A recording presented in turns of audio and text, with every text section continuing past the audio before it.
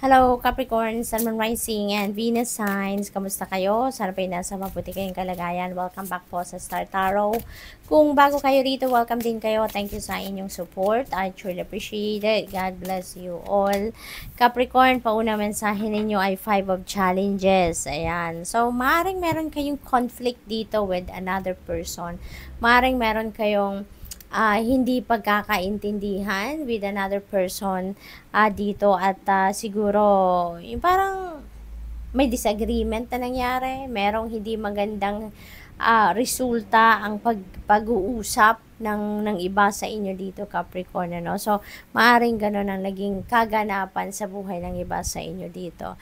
But this is 5, no? And 5 resonates with change. Kaya, most likely, mababago din ang sitwasyon na ito. Hindi ba? Maaring kailangan lang palipasin ang init ng ulo ninyo. Maaring kailangan lang na magpalamig muna, palamigin ang sitwasyon, ang tensyon, yung ganon. So, what else?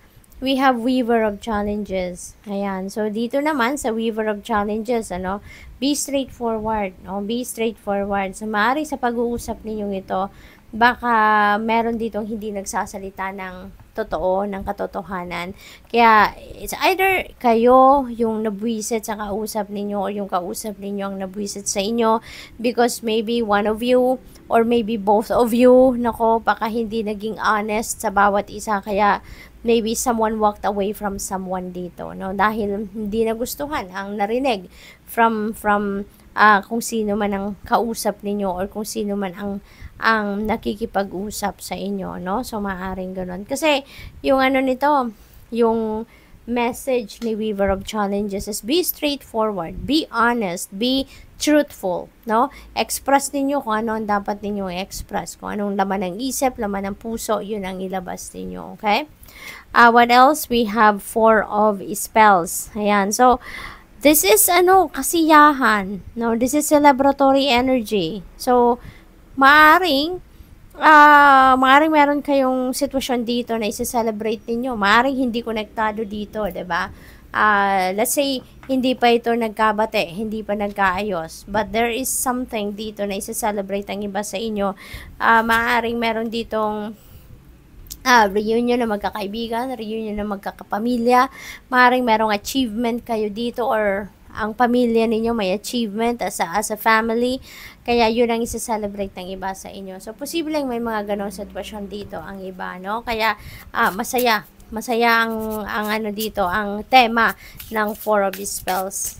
So, what else? We have love. Oh, sasabihin ko sana kasi may na-pick up akong wedding kasalan. Dito kasi maaaring ang iba sa inyo may pupuntahang kasalan. Maaaring kayo din ang ikakasal. Kung hindi man, baka imbitasyon ito ng kung sino mang malapit sa puso ninyo, no? And we have love dito. So, most likely, meron talagang wedding dito, no? So, sabi dito, listen to your heart, embrace what makes you happy. There are million reasons to love. That's very true, 'di ba?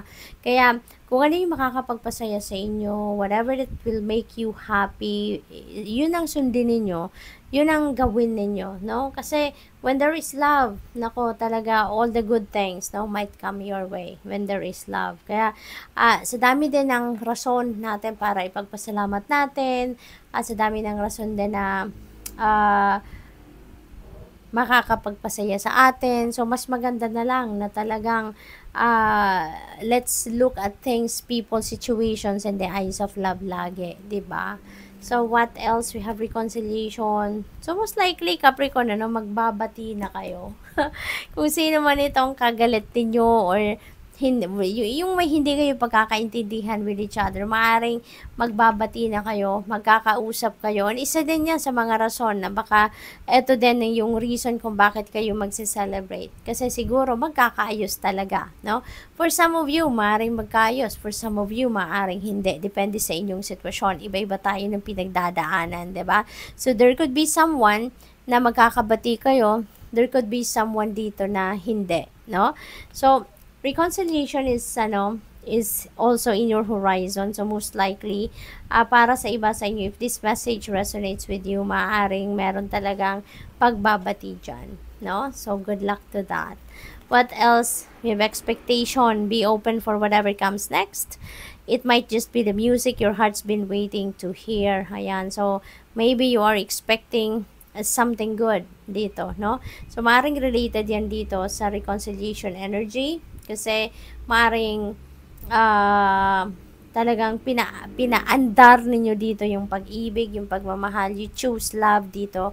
At maybe kahit hindi kayo yung may kasalanan, kahit hindi kayo yung may diferensya, maaaring kayo ang mag-step up dito as the bigger person. Maring kayo yung mag-i-initiate ng conversation at para magkaayos kayo na kung sino man, ano? And maybe yun ang ine-expect ninyo na magkaayos kayo, mag-uusap kayo to address kung ano man ang naging ugat ng problema. Kaya maaring yun ang makukuha din ninyo. Maaring ma-achieve ninyo yan, yung purpose ninyo dyan sa pakikipag-usap. We have acceptance, maybe apologies accepted dito, kaya magkakaroon na ng pagbabate. So, which is really good, no? So, what else? We have calm. Ayan, kalma lang.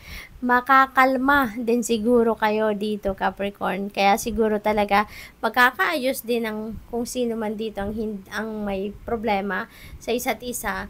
Kasi maybe you're going to approach this person or this situation in a calm manner, no? Kaya kung kalmado kang makikipag-usap, syempre, uupo din yung kaharap mo, hindi ba? At mas magiging susuklian din yung pagkakalmado mo, magiging kalmado din yan, 'di ba? So, what else?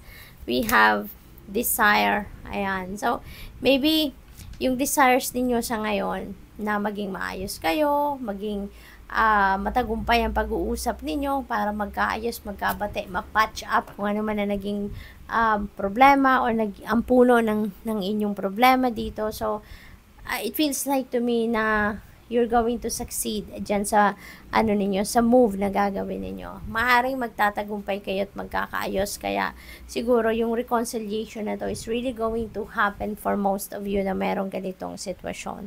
So, good luck. Thank you for watching. Love and light. Namaste.